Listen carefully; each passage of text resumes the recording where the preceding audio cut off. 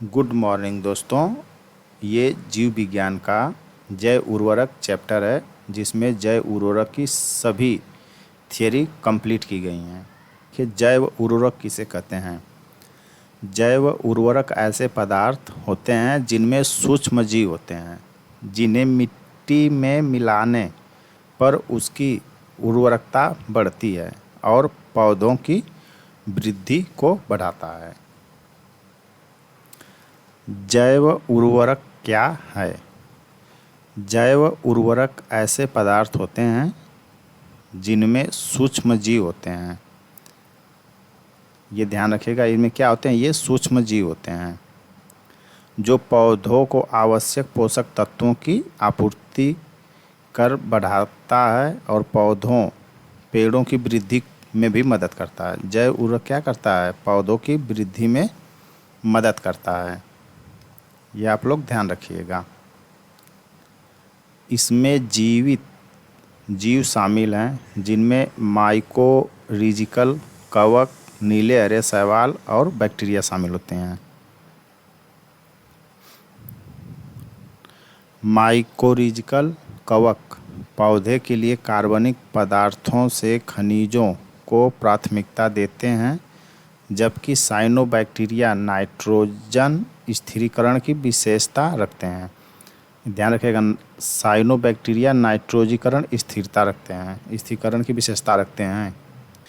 यहाँ से देखिए, डाई नाइट्रोजन अणुओं को अमोनिया में बदलने की प्रक्रिया के रूप में परिभाषित किया गया। उदाहरण के से कुछ हैं जिसमें बैक्टीरिया नाइट्रोजन को अमोनिया में बदल देता है। ध्यान रखिएगा, बैक्टीरिया किसको कहाँ बदलता है? नाइट्रोजन को अमोनिया में। कौन बदलता है? बैक्टीरिया। नेक्स्ट है आपका जैव उर्वरक के प्रकार। ये कितने प्रकार के होते हैं? नेक्स्ट इसमें पहला है सजीवी नाइट्रोजन फिक्सिंग बैक्टीरिया। इसमें क्या है? राइजोबियम एक महत्वपूर्ण सजीवी नाइट्रोजन फिक्सिंग बैक्टीरिया है। कौन? राइजोबियम।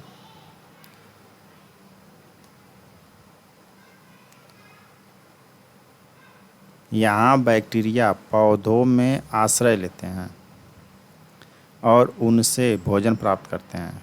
भोजन में वे पौधों को स्थिर नाइट्रोजन प्रदान करके मदद करते हैं। किसमें? सजीवी नाइट्रोजन फिक्सिंग बैक्टीरिया में। सेकेंड है नाइट्रोजन फिक्सिंग बैक्टीरिया का ढीला संघ। इसमें कहा है एस्बोस्पिरिलम एक नाइट्रोजन फिक्सिंग बैक्टीरिया। ये क्या है? एजोस्पिरिलम ये नाइट्रोजन फिक्सिंग बैक्टीरिया है। जैसे इसमें जो क्या था नाइट्रो फिक्सिंग बैक्टीरिया, इसमें क्या था? राइजोबियम। और इसमें जो नाइट्रोजन फिक्सिंग बैक्टीरिया क्या है? एजोस्पिरिलम, जो उच्च पौधों की जड़ों के आसपास रहता है। जो बड़े बड़े पौधे होते हैं उनके जड़ के आसपास पाए जाते हैं, लेकिन पौधों के साथ घनिष्ठ संबंध विकसित नहीं कर पाते हैं। पौधों के जड़ के पास तो रहते हैं, लेकिन विकसित संबंध ज़्यादा नहीं बना पाते हैं। इससे अक्सर राइजोस्फीयर एसोसिएशन कहा जाता है, क्योंकि ये बैक्टीरिया पौधों के स्राव को इकट्ठा करते हैं और उसी का उपयोग भोजन के रूप में करते हैं। इस प्रक्रिया को साहचर्य पारस्परिकता कहा जाता है। थर्ड है सहजीवी नाइट्रोजन फिक्सिंग साइनोबैक्टीरिया। कई पौधों के साथ सहजीवी संबंध में नीले हरे शैवाल या साइनोबैक्टीरिया। इसमें देखिए क्या है? सहजीवी संबंध में नीले हरे शैवाल या साइनोबैक्टीरिया, जिसमें लीवर वाट्स, साइकैड्स जड़ें, फर्न और लाइकेन कुछ आते हैं इनके अंतर्गत। नाइट्रोजन फिक्सिंग साइनोबैक्टीरिया होते हैं। यही जो है आपके टोटल नाइट्रोजन फिक्सिंग साइनोबैक्टीरिया कहलाते हैं। एनाबेना फर्न की पत्ती गुहाओं में पाई जाती है। पूछता है कभी कभी, एनाबेना फर्न की पत्ती कहाँ पाई जाती है? गुहाओं में पाई जाती है। यह नाइट्रोजन फिक्सन के लिए जिम्मेदार होता है। फर्न के पौधे सड़ते हैं और चावल के पौधों के उपयोग के लिए इसे छोड़ देते हैं। ठीक। एजोला पिन्नेट एक फर्न है। यहाँ देखिए एजोला पिन्नेट क्या है? यह एक फर्न है जो चावल के खेतों में रहता है। अक्सर के जब चावल खेतों में ये पाया जाता है, लेकिन वे पौधों की वृद्धि को नियंत्रित नहीं कर पाता। देखिए, यही जो है आपका सहजीवी नाइट्रोजन फिक्सिंग बैक्टीरिया है। इसका एक अनुप्रस्थ काट दिया गया है जिसमें आपको टोटल दिखाया गया है। ये आपका जो वाइट सा दिख रहा है, ये वाला, ये वाइट सा, ये गैस वैक्यूलेट है। और ये आपका जो ये टोटल दिखा है, ये वाला यहाँ पे है, ये इधर यहाँ पे है, और ये यहाँ पे है। ये आपका जो है थाइलोकाइड है।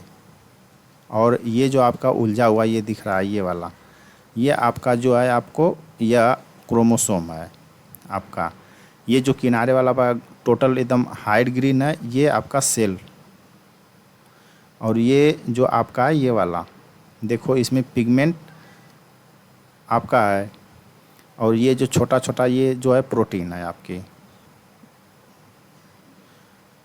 और ये सेल मेंबर जो ये वाला ग्रीन दिख रहा है, ये नॉर्मल ग्रीन है, जो ये आपका सेल मेंबर है, पतली लाइन वाली, ये टोटल आपकी सेल है। ये ध्यान रखिएगा आप सब।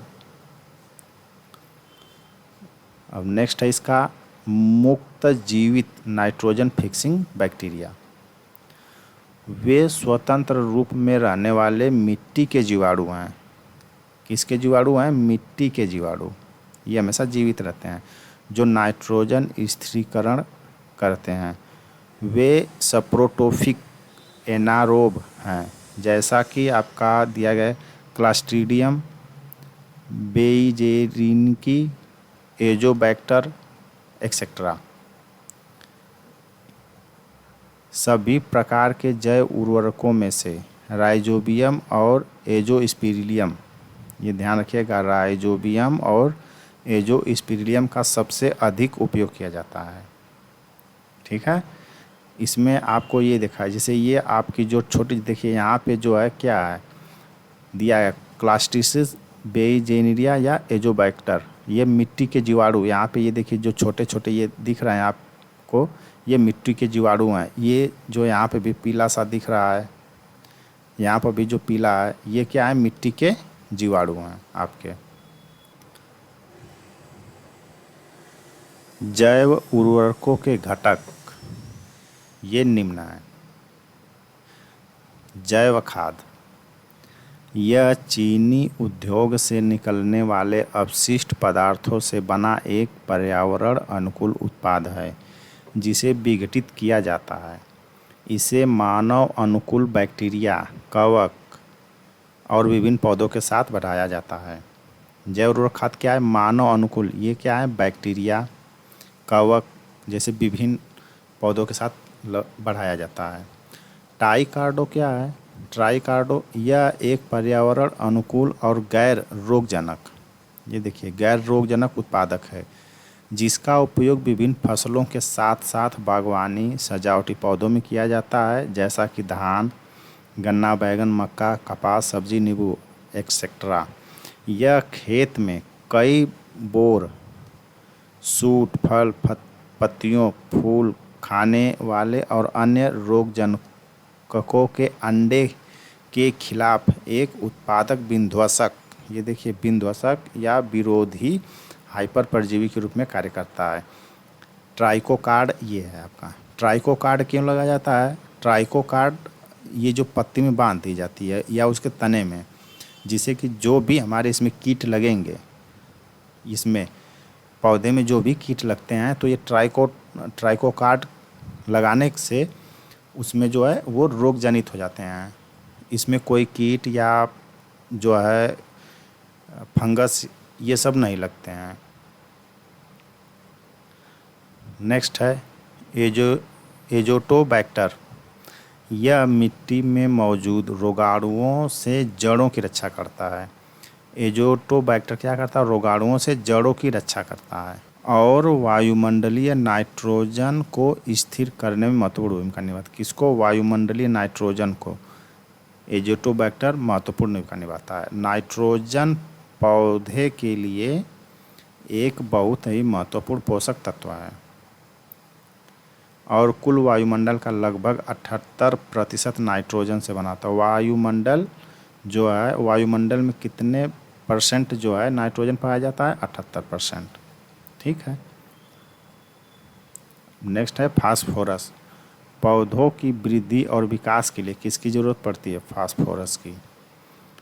फास्फोरस एक आवश्यक पोषक तत्व है। ठीक है। फास्फोरस को घुलनशील बनाने वाले सूक्ष्मजीव पौधों द्वारा ग्रहण किए जाने के लिए अघुलनशील फास्फोरस यौगिकों को घुलनशील रूप में हाइड्रोलाइट करते हैं। इस उद्देश्य के लिए कई कवक और बैक्टीरिया का उपयोग किया जाता है, जैसे कि पेनिसिलियम, एस्परगिल्स, बैसिलस, स्यूडोमोनास आदि ये बैक्टीरिया और कवक हैं जो फास्फोरस को घुलनशील हाइड्रोलाइज करते हैं। नेक्स्ट आपका है वर्मी कंपोस्ट। यह एक पर्यावरण अनुकूल जैविक खाद है। वर्मी कंपोस्ट क्या है? ये पर्यावरण अनुकूल जैविक खाद है जिसमें विटामिन, हार्मोन,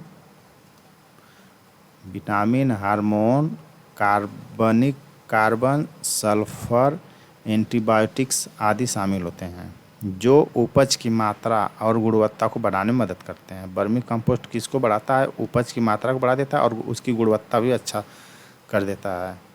वर्मी कंपोस्ट मिट्टी की उर्वरकता को बेहतर बनाने के लिए त्वरित उपायों में से एक है। अगर मिट्टी की उर्वरकता जल्द से जल्द बढ़ानी है तो उसमें वर्मी कंपोस्ट का उपयोग करना चाहिए। जैव उर्वरकों का महत्व। इसमें क्या है? जैव उर्वरक मिट्टी की बनावट और पौधों की उपज में सुधार करते हैं। ठीक है। नेक्स्ट है वे रोगाणुओं को पनपने नहीं देते हैं। जैव उर्वरक रोगाणुओं को पनपने नहीं देते हैं। थर्ड है वे पर्यावरण अनुकूल और लागत प्रभावी होते हैं। ठीक है। जैव उर्वरक पर्यावरण प्रदूषकों से बचाते हैं। किससे? प्रदूषकों से बचाते हैं क्योंकि वे प्राकृतिक उर्वरक होते हैं। ठीक है। नेक्स्ट वे मिट्टी में मौजूद कई हानिकारक पदार्थों को नष्ट कर देते हैं जो मिट्टी की बीमारियों का कारण बन सकते हैं। जैव उर्वरक अर्ध शुष्क परिस्थितियों में भी प्रभावी साबित हुए हैं।